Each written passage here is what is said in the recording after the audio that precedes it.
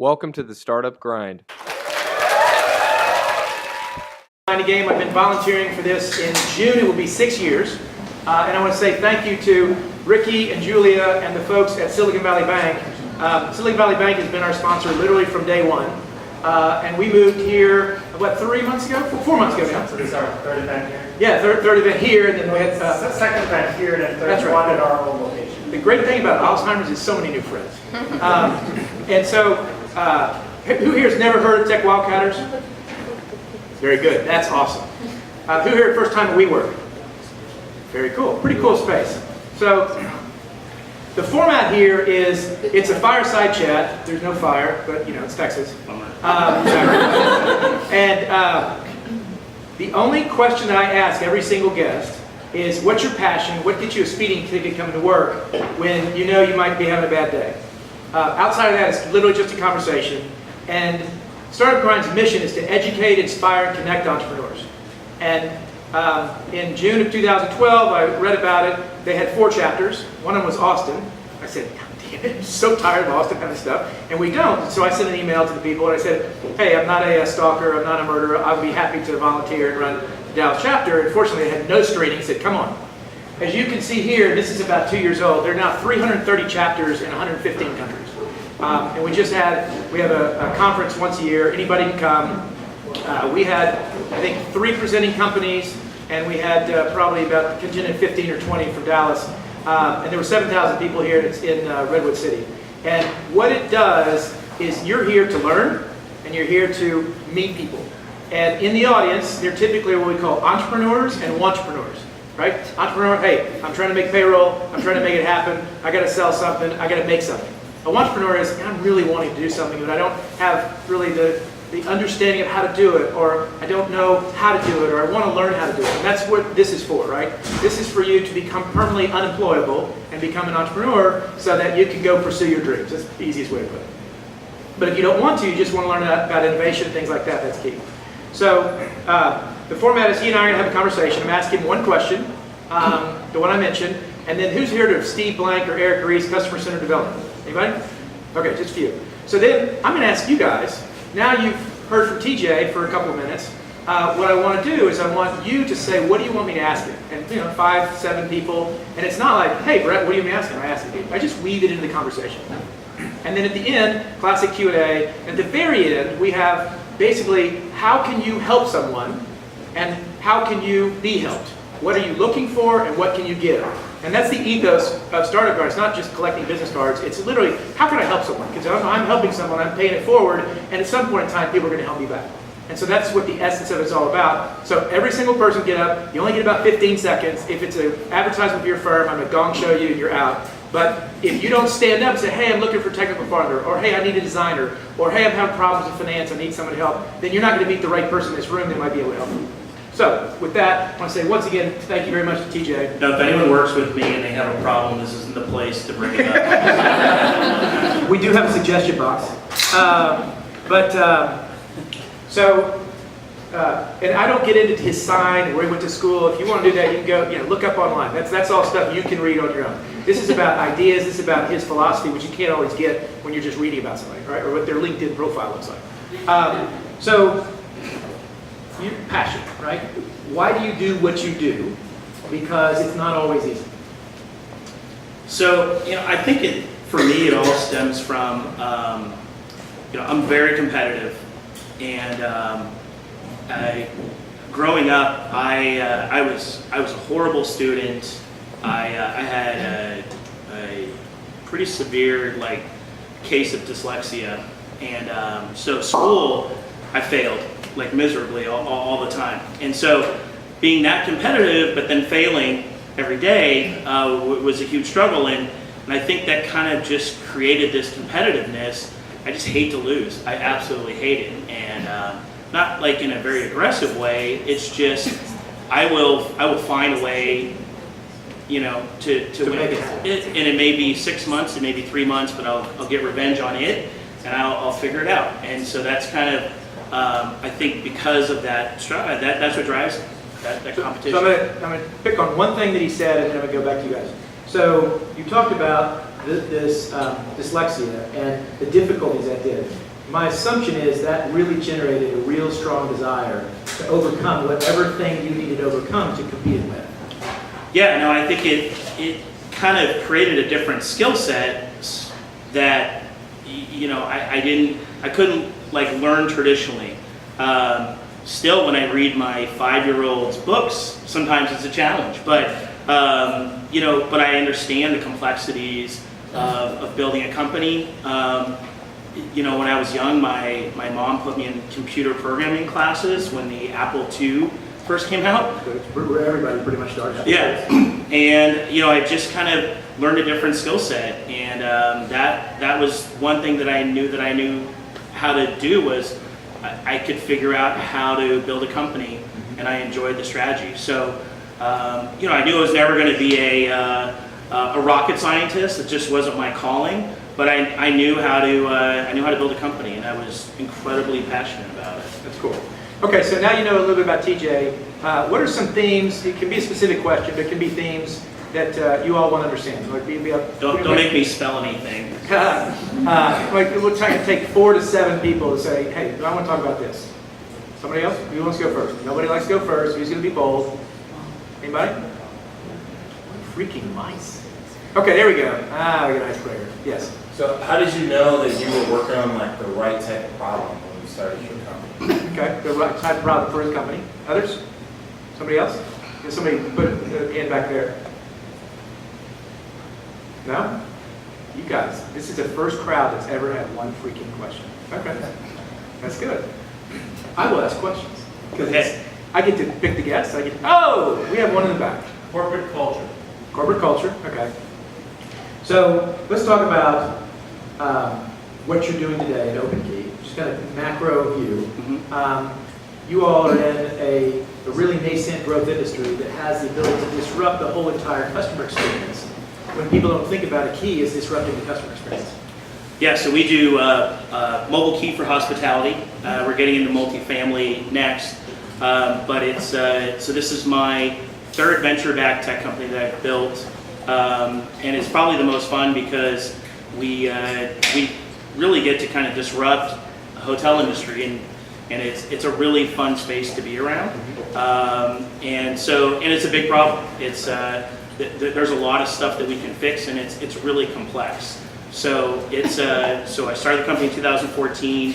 We raised about $14 million for the company. We're based in Plano. We have hotels in 9 countries, and we just opened an office in China. So we're growing like crazy, but it's complicated, which is really fun, and it's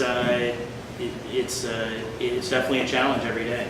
So how did you come up with the idea, or how was the original seed of the idea germinated? So, I think my best piece of advice is have really good friends who are smart. I had a friend who was a hotel owner, and he has like a big ranch outside of Texas, and we were riding around the ranch one day, and he said, hey, what do you know about these new Bluetooth locks coming in the marketplace? And I was like, I don't know. He said, well, I think this is going to be the most disruptive thing in the hotel space since the online travel agents. He said, because if you can book online and go literally straight to your room, then it could disintermediate the hotel owners. What then for them to have a brand on a hotel? So I thought it was really interesting. I thought it was a really interesting challenge. What were you doing at the time?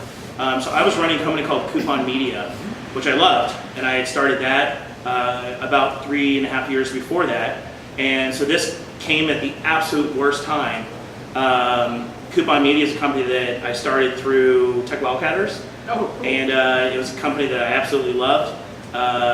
And this came along, and I said no, and said no, and I said no, and then I just couldn't kind of get it out of my mind. So I ended up, we recruited another CEO to take on Koupon Media, and then I left. And you remain, how involved are you with Koupon? So I'm still a board member, Okay. Still incredibly passionate about that business, and it's fun because we're still, Koupon Media is still kind of doing a lot of the things that that we put in motion years ago. We're just it takes time, and certainly in B2B companies to see those through, but the company is flourishing. We'll do over 1 billion transactions. We have 40,000 customers for Koupon Media. But typically, my companies do much better when I leave, so I don't feel too bad about it. Don't show yourself short. You're a tremendous slouch. Yeah, thank you. So let me share with you guys an interesting story that may fall into this. I'm going to really keep it brief. So Reid Hoffman at LinkedIn raised $40 million for a company called SocialNet. And it was through Knight Ridder and some other people. He didn't really like that market and that they wanted him to go after. And so in the next round of financing, he noticed that he was not a board member. He wasn't doxxed, and he basically was going to be employed. And so he turned this situation where he saw an opportunity to do something else into basically LinkedIn. And so he called his good friend Peter Thiel, who he went to Stanford with, and said, hey, I'm not now no longer on the board of this company that I founded. And, what are you doing? How can I help you? He said, well, I've got this small company called PayPal. And that's literally how he started at PayPal, is that he basically got, a new opportunity. In your particular case, you found one that was really pulling you. That one was really pushing you. So the lesson is, it doesn't really matter how it happens.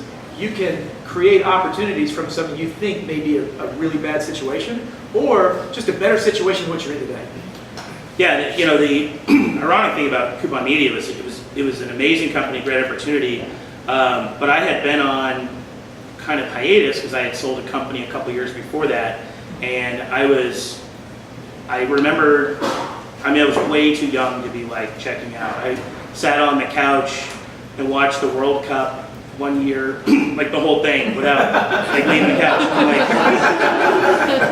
My wife was like, "You got to get out of the house. I don't care what you do. You got to get out of the house." But it's funny. Like the company that I started, Koupon Media, didn't have the same name. It had a different name when we started it. But we had to keep kind of pivoting until we found what I call is like the vein of gold, like where it becomes. When you're putting so much effort into getting a little bit of return or an equal return, it's never going to scale, and everyone's going to hate working there, and it's going to be really difficult. But it took us a long time to figure out how to find the vein of gold, which was 1 input to 100 output, and especially that space in retail and offers and analytics, it wasn't that clear. It was a huge challenge. Right. So I'm going to go back to OpenKey, but let's start at the very first company you said you started. Right? Talk about that experience, and what were you doing before that, and what said, oh, you know what, this is what I want to jump off for. This is where I'm going to take the risk.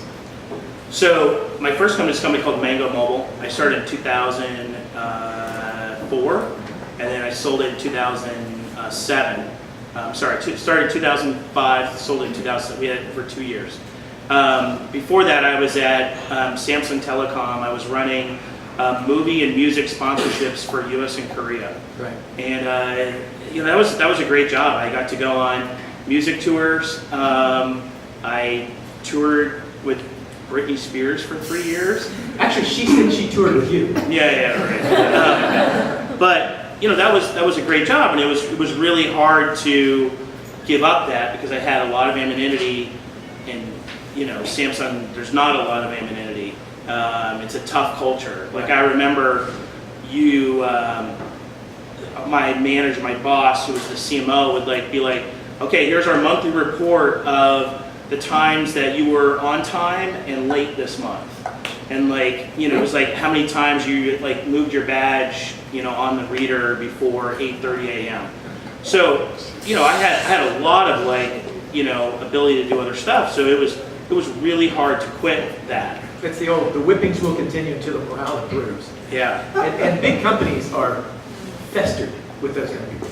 Yeah, I mean, my parents were, they were like, find a good corporate job and you're going to be set for life. And right. it was even though it was great, it was miserable. So I left to start. I was in Korea, and I was watching how people were using text messaging for marketing. We weren't doing it here then. And so I came back, quit, and started Mango Mobile. And that was 2003, I think? 2004, and I left 2005. Yeah, right. I mean, that was before iPhone, before mobile. We actually, I don't know if you, but another company that I started with my brother, we did some staffing work for you guys. Oh, really? Yeah, small. So he's on the front of the wave of mobile. Then he sees this marketing the coupon. And then now with OpenKey, what I'm hearing is you keep your ear to the ground in terms of what are the opportunities and what are the forward-looking things that need to happen. You're not going into what's called a red ocean.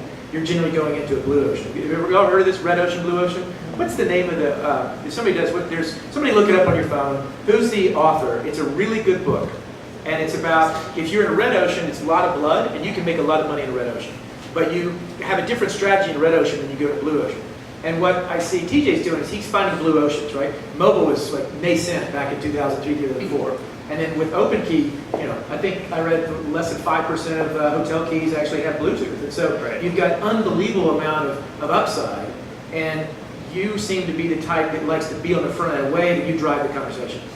Yes, but ironically, I'm fairly risk adverse, and I'm not an inventor, right? I'm a fast follower. So in any of the companies I've built, there's always tombstones right behind us. And, I think just having really good counsel, obviously, I'm just creating an idea or following an idea, and it's, it's the team that executes it. And we've been able to raise, money to help build those companies. But, I think maybe what I've kind of have a knack at or have been lucky at is just finding something that's broken and then figuring out how to make it much better, at least as a foothold, and then keep pivoting until you can get more of the pie. Right. So he was asking about product, and so I'm going to go back to that, but you mentioned team, right? Yeah. So when I worked at Dell, I ran around Dell as badge number 244 for 7 years. We had a lot of sayings. One of them is better to execute than to be executed, right? And that's a great corporate culture. Yeah, totally. It was said in jest, but the whole thing. So, gentleman back there is asking about corporate culture. So, when you talk about how you kind of like the first 10 hires kind of determine the vector where your culture is going, kind of talk about how you shape the culture, what are the values, etc. I mean, everybody knows about, you read Enron's values, and they didn't do anything to them. So it's really about the culture, not about what you say. It's about how you act and how you treat your employees and your shareholders and your customers, etc. Talk about that. I mean, the truth is, small companies, startups are just a collection of people, right? It's our biggest expense, and we will succeed or fail based on people. Right. So, I think culture is really hard.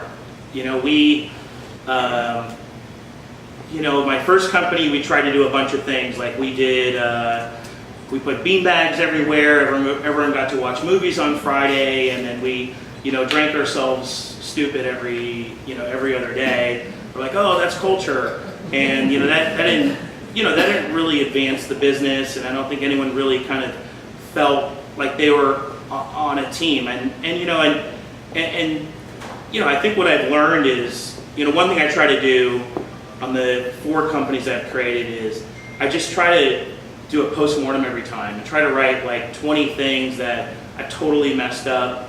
Unfortunately, I seem to write 20 in every company.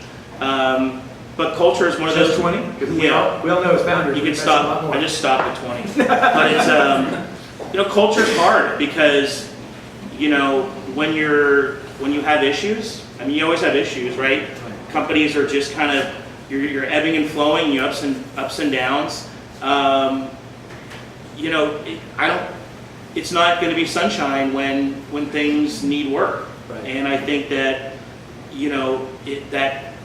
what I try to instill is just a culture of winning and celebrate when we do well. But when we don't do well, the culture suffers, and it's somewhat intentional. Okay. It's not. I don't know if it's the healthiest, but when we have issues and everyone feels it. I mean, it's hard. Morale's low. So if I am starting my business and I want to create a culture, what are the things that I would need to know about how to frame it up? Not what culture to create, because everybody wants to create their own culture. But how would I take the knowledge that TJ has and say, okay, here's how he went about thinking about being purposeful about what he's doing? I mean, this is just my own theory. My theory is I think that culture starts to go bad and employees start to lose faith in a company. When they don't know what the company direction is, and I think you have to continue to reaffirm that because the company direction and our priorities change all the time. I mean, I'm not going to say it changes monthly, but it probably changes quarterly. I mean, we're kind of in the beginning. You're trying to steer into, your lane, and I think you just have to keep. And it's embarrassing, I think, to your employees to say, "Hey, this is our new direction," but you have to do it because if the people don't know where the ship's going, it's really hard to work really hard. Mm-hmm. I think also you need to know what it looks like to win or do well in your whatever you're doing. If you're development or client success or whatever that position is, you have to know if I do this, then I'm winning, which helps the company. Right. Past that, obviously, good communication, good rapport within, within the team. I think my job is to try to kind of spot the cancers in the team, and try to either work with the team or we make changes. Mm-hmm. But it's unfortunate, but every single company I've had, I've had close to 400 employees for my 3 startups here in Dallas, and there's always a handful of cancer situations that you kind of got to get rid of. So in the early days, obviously, don't think you're on the pure programming side, right? You're on the business side, et cetera. Kind of talk about how you found your technical co-founders in 3 different entities. My first one in Mango Mobile, it was someone that I worked with at Samsung. So we were able to convince him. Hey, this place is shitty. Yeah, it's pretty shitty. It's a very good place. Hey, you know how you have to check in every day? You don't Sorry have for to Samsung. It's not about Samsung. We can watch movies every Friday in pajamas and drink. But it was. I think we just found someone there who we thought was capable, and I just didn't know what I didn't know. So we were able to find someone, and then Koupon Media, that same guy that started with this, he went on and helped me start Koupon Media, and then OpenKey kind of went a different route. I didn't find kind of a technical co-founder. I ended up just kind of project managing and product managing the product with outsourced resources. So built kind of prototype traction, and it kind of built the team once we had kind of corporate viability. So a lot of entrepreneurs, they think about the benefit of bringing on people, W-2 employees, or people working for free to build it, or they look at offshore or just an agency or something like that. Typically, institutional investors don't want to see any type of outside development. They want to see institutional, great people that are rowing a boat the same way. I'm going to talk about the tug and the pull because there is generally a right answer. You went after a different answer. You turned it into the right thing, but it probably wasn't the easiest thing to do. I mean that's what So my investors in my second company, Koupon Media, are almost all institutional VCs. So and that is still, I think, very strong for them to have in-house core technical engineering team in-house. I think you can do it both ways. I really like the flexibility of having an outsourced team. We've been able to kind of ebb and flow really quickly. Our team, we've been able to, if we need an extra 10 people for a couple months to work on something, we can leverage that team. If we need to cut back, we can do that. And so I think it's really short-sighted just to say, unless you have this technical expertise. I mean, I think it just, as I've done this longer, I don't know. Getting it done is what it's really all about. I think what at some point what matters is revenue and customers, right? Do people use your stuff? I used to always say, well, traction's like this nebulous term, like we've got 15 great employees. Yeah, should be a byproduct of revenue. And at some point, as you go along and as you're maybe raising money, and I mean, the only metric that matters at some point is revenue. Right, Ken? Actually, I challenge a little bit cash flow. Because, you get a lot of distribution businesses that have a lot of revenue, but they can't fund these things. So it's the cash flow. And, it's just friendly debate.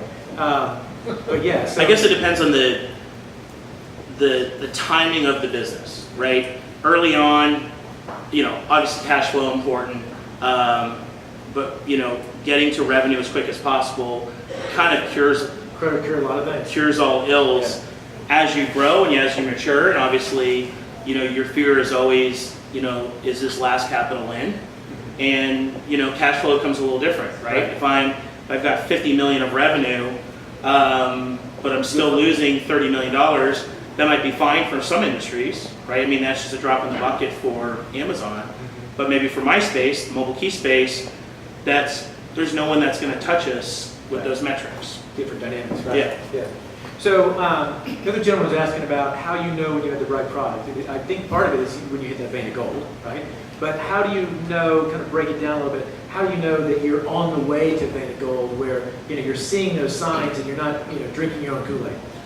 So I went through Tech Wildcatters in 2011, and it was a great experience. I sold a company, and I was not in it for the $25,000 dollars. I had no connections in Dallas. I didn't know any investors, and so I wanted to get some discipline. I also, back then, you had to go and stand on stage in 3 months in front of like 350 people and tell your story. Function. Right. So what I thought at that point was, I'm not going to do this I'm not going to do this unless I have a customer that's willing to pay for this. So Gabriella, who was running Tech Wildcatters at the time, said, great, we want you in the program. I said, okay, great, I need just a couple days. So I flew to my customer at the time, Pepsi, in New York, and I said, hey, I'm starting this company. I really would like you as a customer, and I probably wasn't going to go in the program unless I had a customer. Mm-hmm. And so for us, that was, the win was, how do I build something for a customer that they really want? And that's how I knew at least we had some product viability, right? We had to sell it to somebody. It made no sense for us to, and we literally just duct taped it together through the program, but we had a sizable order from Pepsi leaving the program, which looked good, and we ended up, we raised $2 million on pitch day that year. But, I think, I often am wrong, right? I think you have to test the product and you have to see if it's a B2B product that you're selling to a customer, I think you have to get a customer to buy it. And if it's, B2B to C, so you're getting people to use the product, then I think you have to get it in their hands. You have to fail, you've got to try it, but give yourself enough runway because, I've certainly seen it a lot where, you build a great product in the back closet, you take it out, you rip the cover off, and no one cares. Yeah, no one cares and no one uses it. Right. So the lesson there, I want to talk about Tech Wildcatters as well, but the lesson there is even if you don't have something, you can still sell it. Absolutely. Right? And that importance of really focusing on finding somebody, some entity, individuals or an entity like Pepsi that will pay for something that doesn't exist is a strong message to the market that, hey, we're sniffing up the right tree. Talk about how Pepsi helped you craft what you did over the period of time with Tech Wildcatters, and 6 months, a year into after that, how aligned was that initial product with what you had within 6 months to a year, not 2 or 3 years? So we the part. Talk about the problem itself. Yeah, the problem that we were building was convenience stores like 7-Eleven didn't have a way to do product introduction and trial, or the brands didn't have a way to do that through convenience stores. Convenience stores are typically the most profitable channel for CPG companies like Pepsi. And so there wasn't this kind of trial mechanism tool that we thought we could build through coupons, right? Do trial or offers. And this is all mobile-based, obviously. And there was no mobile coupons in the space. And you were building off the Mango mobile, like you just kind of saw some dynamics in the marketplace. Yeah, actually, so with Mango, I had done a program for 7-Eleven that took like, it was a mobile coupon program. It took like 6 months, and they paid like $50,000 for this program. And it was like, wow, that's really like, that doesn't scale. Yeah. And remember what he said about input 100 out? That's gate niche. I was like, there's got to be a way that we can just like power all offers for a retailer and then just drop offers in and they run. You know, that's kind of ubiquity. You're still working towards that. But, you know, and so what we built for Pepsi literally was we hacked it together. So Pepsi said, we're sponsoring Major League Baseball. We have a commercial running, and if you hold up your phone, they had an app called Into Now. If you hold up your phone, it'll give you a free coupon for a Pepsi Max. And so the worst part was we had a deadline because the commercial was going to run, and we're going through the program, and it became a lot harder than we thought because they wanted like mass distribution. So define mass distribution in this context. they wanted like a target distribution of the coupon, which just didn't exist. And so what I ended up doing, this is complete hack together, I went to CVS and Target and I bought 10,000 $5 gift cards, and we took the numbers off of the gift cards and made them just mobile. And so we literally just hacked it together. Target never approved it, CVS didn't approve it, and you know, both of them were so pissed off about it afterwards. But like, we had a time frame, like it was on TV. Pepsi needed it by then. It was like we had run out of ideas. No one wanted to work with us. We're like some pissant company from Dallas trying to do mobile coupons. No one cared. So we stole, or we bought these gift cards, and then we just took the numbers off, and then so we had like piles of these gift cards trying to like read the numbers off. But it was successful, you know, and it worked. But none of what we built was going to last. And so at the same time, there was a company that was going through the program with us that was building a software, and you know, their software they were building for like the long haul. Like, hey, we're investing in this. This is our product. But it, you know, unfortunately, when they finally launched it, it kind of fizzled. Right, so right. My technique was hack something together. There's zero chance what we're hacking together in 3 months is going to be something that I'm going to use 5 years from now. Literally zero of that whole concept and code and anything we ever reused again. Like, we tried it one more time for a candy bar company, and it was a disaster. It was a disaster. It didn't work. Yeah. So there's two things that I think are important lessons there. Number one is that Paul Graham of Y Combinator talks about you do the things that do not scale so that you understand the processes you have to automate to scale.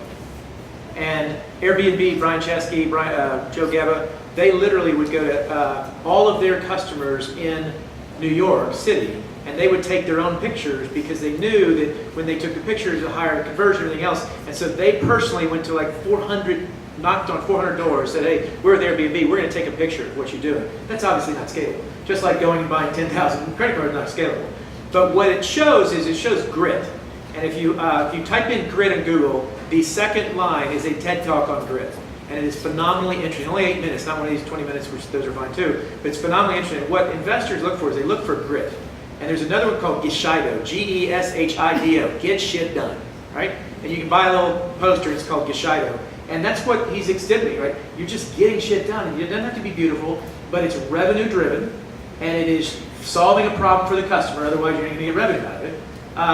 The other common theme I see in here is that you've got this expertise in getting stuff done, but you don't have to have domain expertise. It's all about continuous learning and the quick learning loop that happens. And the guys that started Airbnb didn't come out of the travel industry. The guys started, Uber didn't come out of the black car industry. But it's all about rapid learning. And what I see you all did is you learned how to get the first thing done because you had all the deadlines. And then you go, okay, now we need to take that rapid learning and we need to figure out how to scale it. Yeah, so it's funny, when I started OpenKey, I knew nothing other than I just traveled out of hotels, but I've never, and kind of the little team that I kind of assembled at the time, no one had hotel experience. So our investor owned hotels, and they said, hey, if you want to install your platform at like 10 doors at this Embassy Suites, like go ahead and do it. And I was like, okay, great, well we can figure that out. And so we installed it on, I don't know, a few doors. I don't think we even got to 10. But I distinctly remember getting a call from the general manager saying, couple of doors won't lock, so we have to like put a security person out. We're completely sold out, and a couple of doors won't open. So like I remember going down to the hotel like 1 o'clock in the morning and like trying to like chisel the top of the door so that it would like open for the guests. Like, we had no idea what we were doing. But it's like, as long as you're not hurting somebody, obviously. Total aside, but we as entrepreneurs have all had those moments. Talk about your emotions and your feeling when you were driving to that hotel and then when you were leaving that hotel. Oh, I was like, just praying like no one gets hurt or anything. But I mean, there's a primal fear that, oh my gosh, this is really, really bad. And am I going to run into this so much that this is just not going to work out? I mean, those fears drive a lot of entrepreneurs. Yeah, and I think it's there's a lot of embarrassment in that, where you work on something really hard and you think it's going to go well, and it doesn't. I think I've gotten humbler and humbler just to like, even simple problems are difficult. If they weren't difficult, then we shouldn't be doing it. Right. But no, it's still hard. Even with a lot of resources, it's still really hard. Yeah. To that point, one of my favorite quotes from entrepreneurship, this guy you may have heard of, Jeff Bezos, he said, being an innovator means that you have to be comfortable in being misunderstood for potentially a very long time. And if ultimately your belief and your thesis is true, you can find a lot of value. And I thought, that's, he was misunderstood for a long time, and there are many, many other instances about that. And in your particular case, you had, let's call it a really strong backing from a large hotelier. You had funding, you had all those things, but you still had to figure out what people didn't really do because you were creating the future of mobile check-in. Well, yeah, and the expectation was, I think we might have oversold. Entrepreneurs don't do that shit. No, maybe a little. Maybe okay. We oversold how ready it was for the world. So our investors like, okay, like I saw the demo in my office. Great, let's install it. Let's go. Let's install it in our hotels. They're like, okay. You got multiple manufacturers. You got all the other critical issues. I mean, what can you do? I mean, we sometimes you just have to. You have to be prepared to fail, and you have to, try to communicate that fail, and try to set yourself up to try to do better. But yeah, that is cool. That's really cool. I want to talk about your tech wildcard experience, right? Talk about how you decided you want to go into it. Why did you decide you wanted to go into it? What was the biggest value coming out of it? And then if I'm thinking about joining tech wildcard again, what would your advice be? So I went in, I think, the second group, and when I went in the program, again, I'd been on the end of an earnout, so I was sitting on the bench for a while, and I even though I had sold a company in Dallas and we had an investor in Dallas, I didn't have a good network. I didn't understand the complexities of funding. I mean, I couldn't really give you much of it. I couldn't tell you what a convertible note and what that looked like. And so I just knew I needed to learn. And so I just looked at it as, here's a way that we can kind of use some of the experience from my last company. If we can find a customer and we can accelerate that, maybe we can get a jump start. And so, I went through the program. There was, I think, 12 teams when I went through. We had Pepsi as a customer, which was kind of a ringer in the beginning because, people, it was a different pace at that point. Right. And we had some angel investor interest through the program, and we kind of used that interest to bring an institutional VC, Mercury Fund out of Houston. And so DFJ took a huge chance on us, and we were able to. We literally the day after pitch day, I got a call, or actually that night after pitch day at like midnight from one of the partners at Blair? No, it was Aziz. And Aziz had been to pitch day, liked the concept, but he thought we were about to get a term sheet from Austin Ventures in a couple days. So, we were meeting with them, but we were not getting a term sheet. So, Right. I don't know. So he said, hey, can you be on the 7 a.m. flight to Houston to meet with the whole team? Everyone's coming in to meet with you. And at first I was like, I don't know. I was telling my wife, I don't know, should I go or not go? This is probably a bust.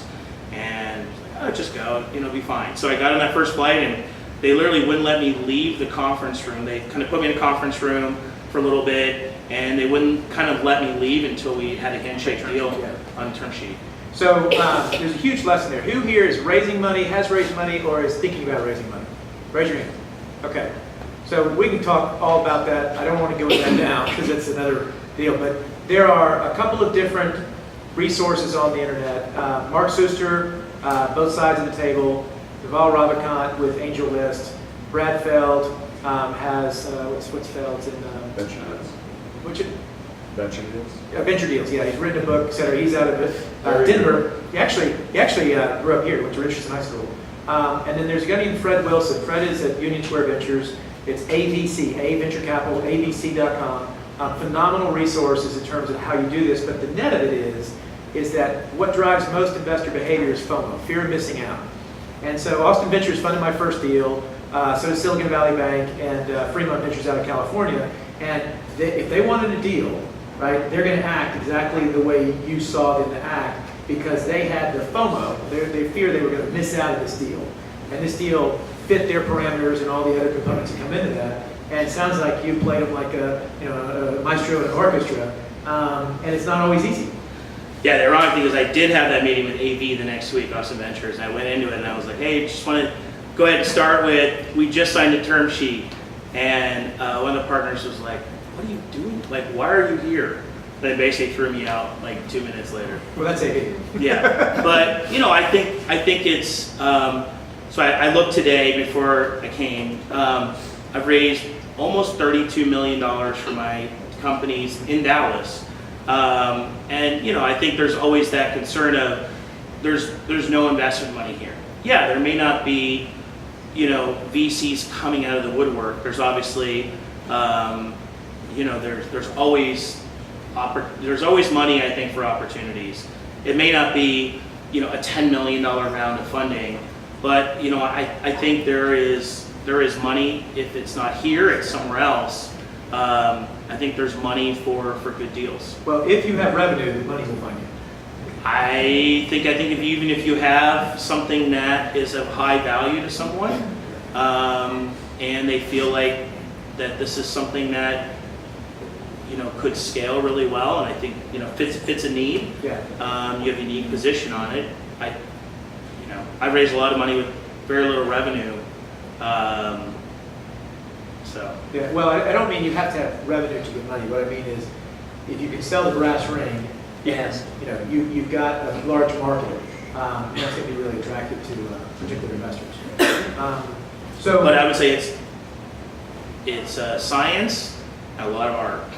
Yeah. So my mentor is a guy named Ben Prothero. Ben was a founder of Thalassemia Doctor. He was a partner in a venture fund, et cetera. And he gave me advice a long time ago. He said that a venture investor is going to look at an investment in 4 different tranches. 30% is the market, 29% is the team, 15% is the product, and the rest is valuation, location, where they are in their fund, et cetera. And his philosophy was, it's hardest to change the market you're in, it's second hardest to change the team, and it's easier to change the product, and then everything else is, valuation and where are you in your, you the fund, are you in the front of your fund, back in the fund, what do they need, et cetera.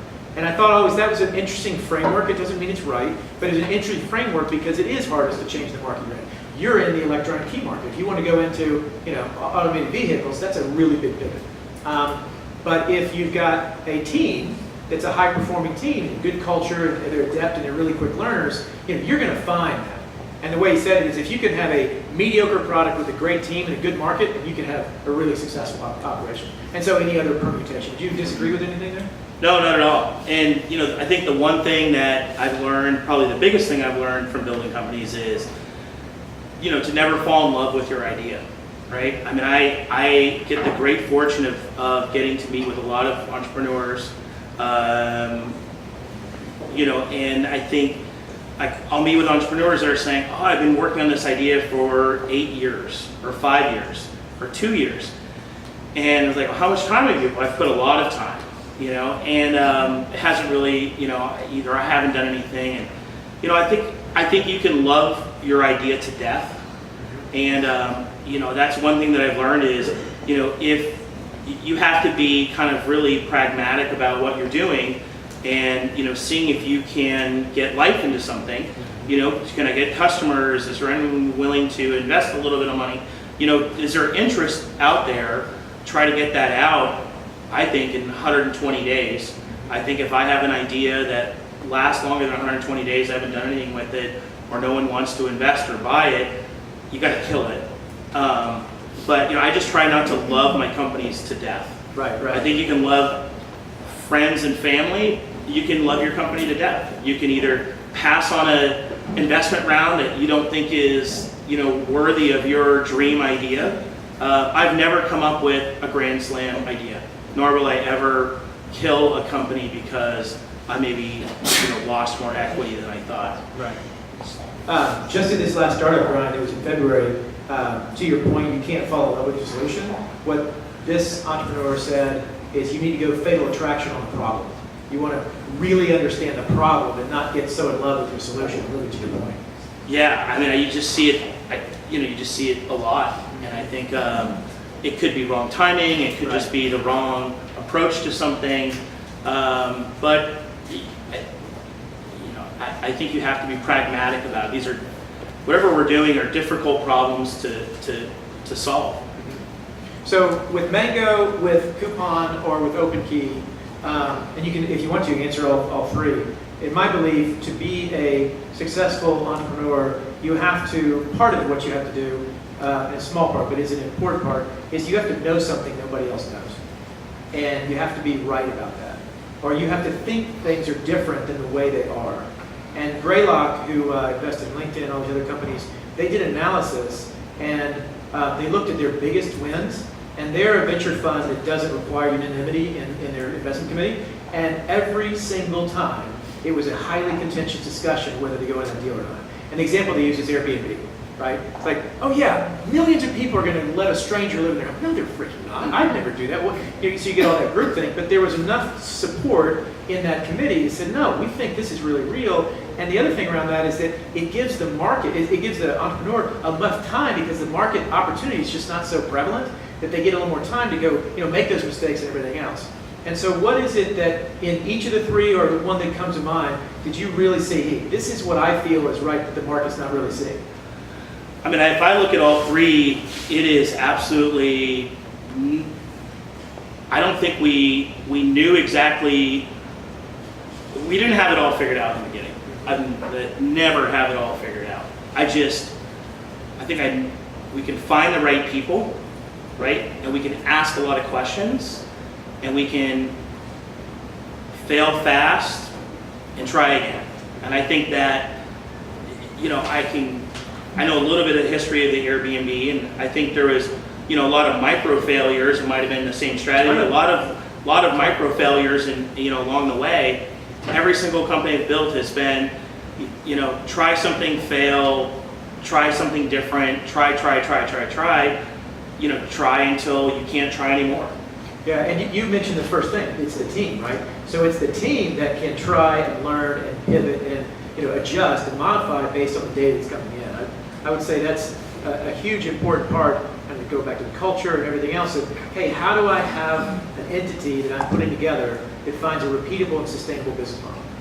Yeah, and I think just the people that you surround yourself with, your advisors, your customers, being able to listen to what they're looking for. If you're going to fail, at least you should, if you're going to stub your toe, at least get some data back that you can try to do something different. Yeah, makes sense. So anything else, questions in terms of things we covered? You guys? Yes. Can you just give an example? I know you probably made lots of mistakes, maybe 2 or 3 mistakes that you've made that you swear not to ever make it again, ever? Probably has a lot of ideas. How about this? What's the most existential mistake you've ever made, and what happened? How'd you get out of it? Having co-founders. I just learned it is really, really difficult. I don't think I'm that difficult. No one in the room saying that. But it's just, I think you need, unless you can have a partnership that works well, I haven't figured that out yet. And so I don't like. Yeah. Well, that also reduces a lot of complexity for the team. Yes. Understand, basically what's our direction, and is that the direction we're going to stay? Yeah, I mean, I can tell you 2 disaster stories of co-founders that took time and money, emotional strain. I mean, just like really kind of bad things that had nothing to do with the business. This just emotional thing of like this kind of power struggle, and it just doesn't work for me. I hope that, I don't know, hope I never have to have a co-founder. Have to deal with it. Yeah. Other questions? Yes. Can you give some advice to us? Just how do you ask for real money? I mean, not just money from mom and dad and family, but we have to go and really put together a proposal for millions of dollars. I mean, I think your hope is that you're not asking, right? Because I've never been that successful in asking for money. I've tried to build a good network where, someone that was really strategic needed what we were doing or saw that value, and I had a good relationship with them. So, the first money is always the hardest to get, right? Getting a real check from a real institutional investor is the hardest.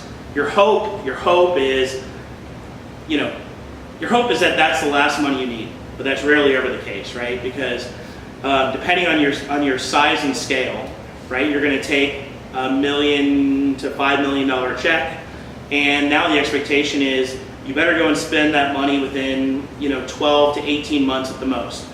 Well, depending on the company, I mean, you could have different luck than me, but typically you come to the end of that point, you've hired a bunch of people and you're going to need more money, so the second follow-on capital is usually a lot easier.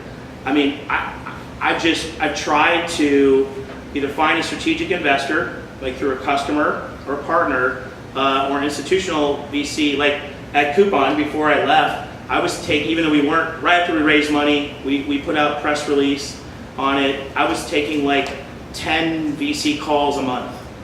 And that was my job, was to build that community of investors up.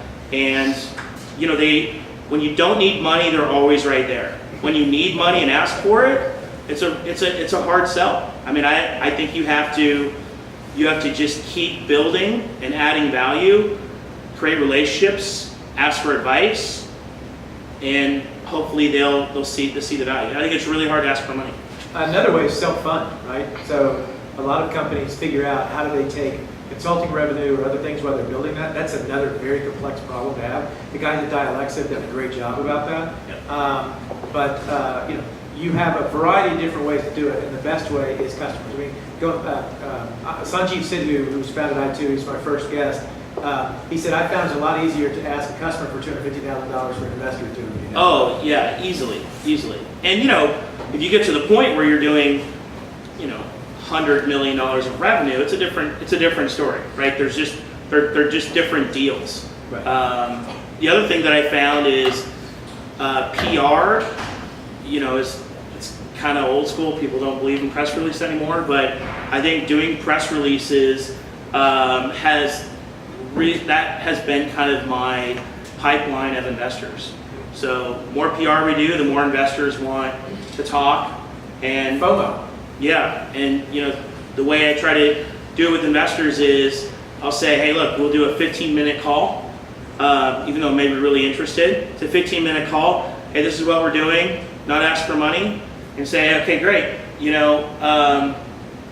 Just kind of, if they ask questions, kind of dig in. Just try to keep it really simple, so that you're going to know obviously if they have interest or if it's a thesis that they're working. They won't let you leave the office until you have a handshake deal. You're in good shape. Yeah, your odds of you calling back a VC, an institutional VC who gets 500 pitches a year, and convincing him to be one of the 5 that they're going to invest in, I don't know. I don't think that works. And just because you get a meeting, their job is to take meetings. So don't feel like, oh, I got a meeting, I got traction. That's not going to be there.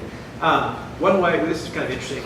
Excel, which is a firm in Palo Alto, they were the original institutional investors in Facebook. What they do is they've written a program that trolls, social media trolls LinkedIn in terms of signal strength, and they look for variance from month to month. It's a really interesting concept. That's how they look for deals. Any other questions? 1 or 2 more? Yes? Can you talk about prepping your own business for going out and raising money? Like, what are the metrics you should look at internally before even going out to raise it? Specifically like scope creep. If I had $1 million, I could do this. If I had $10 million, I could do this. How do you kind of narrow that down to this is what I'm looking for to do this? Yeah, I think the biggest indicator hopefully is not I'm running out of money and I need more money to keep it going. But I think even with that, right, you still have to be pragmatic about, okay, I'm gonna make a bet, right? And I think that we've got a little bit of traction with this product, and if we had $1 million, we could accelerate this by this. I think you have to paint that story, and then you have to try to be right. And then you just have to be conservative, because I always consider capital that I get as last capital in. So even though I raised $5 million and I said, oh man, this is what we're going to go do, I'm going to be very, very conservative and test, even though and I'm going to get in this battle with my investors, because it just always happens. Hey, I thought we were investing. You said we're just throwing gasoline on the fire and it's going to explode. Well,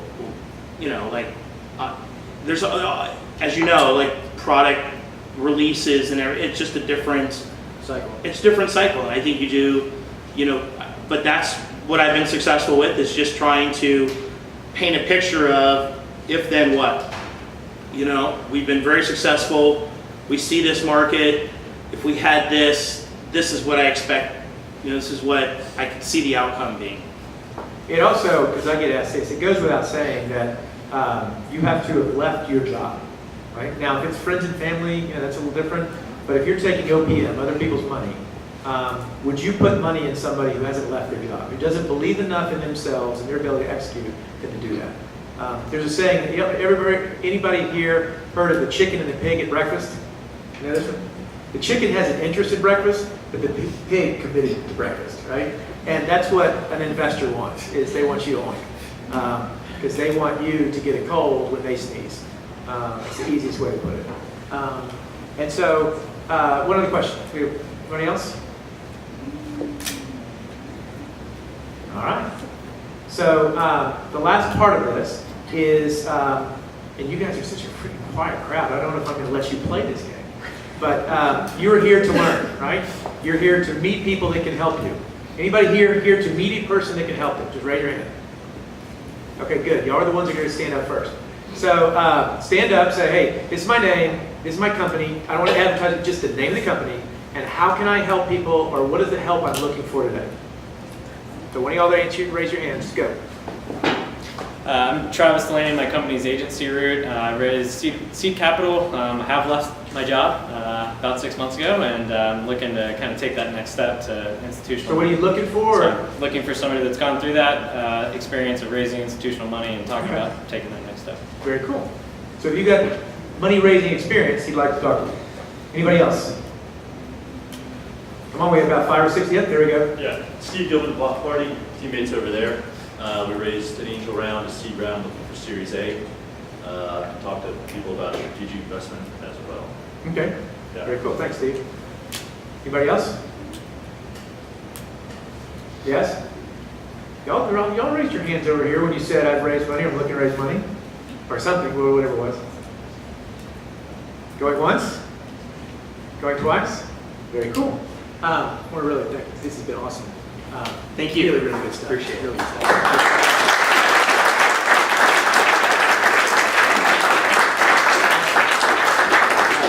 It's one thing to have one time you start and be successful. It's another thing to be successful the second time. A third time is what an investor calls pattern recognition, right? You understand how to take nothing and create it into something. And that is a really, it's highly to be commended for that. That's really cool. Thank you. I appreciate that. You guys really listen to what he had to say tonight, because this is someone who's been in the trenches doing things that you're trying to do, and he's been successful at it, not because he got lucky one time, like some people that we can read about, but he really understands the process of business and turning something into a cash flow machine, which is the key thing. And so I want to say thank you very much for that. Really cool. Thank you. I appreciate being here. I mean, it's really hard to kind of talk about the stuff you've done, because I feel like I'm still kind of in the struggle every single day. Continuous learning, right? Yeah, and so I learn as much from other people that I get the opportunity to meet with, and I certainly don't have it figured out. It's every day is a new day. Yes. I think that's the fun part. That's the competitive spirit in you, right? Yeah, but I think new dynamics, and you just want to continue to overcome those dynamics. Yeah, I think what I learned early on was, okay, as soon as I raise capital, it'll all be easy. It's easy for like a day, and then you wake up and you're like, ugh, it's really hard. It reminds me of Ghostbusters, when Venkman and whoever the guys, they were saying, oh, you don't want to work in the private sector. They expect results. Yeah, no, it's weird to talk about that, but I have a lot of stories. There you go. I have a lot of stories. The story about the CDS and all that's like awesome. I'm gonna repeat that one. So once again, thank you very much. Great, thank you for having me. Appreciate it.